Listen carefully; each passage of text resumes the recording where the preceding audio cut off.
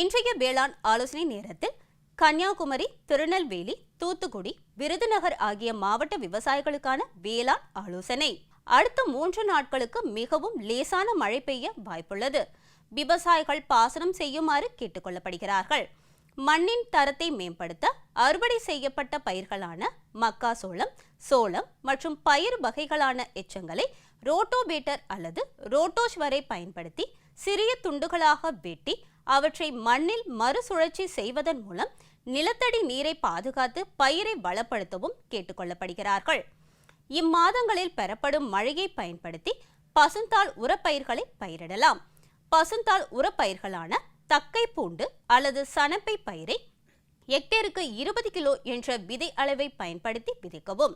இப்பசுந்தாள் உரப்பயிர்களை 50% பூக்கும் பருவத்தில் விதைத்த 45 முதல் 50ஆம் நாளில் ரோட்டோவேட்டர் கொண்டு மடக்கி உழவு செய்தல் வேண்டும். சணப்பையானது மாட்டுத் தீவனமாக பயன்படுத்தலாம்.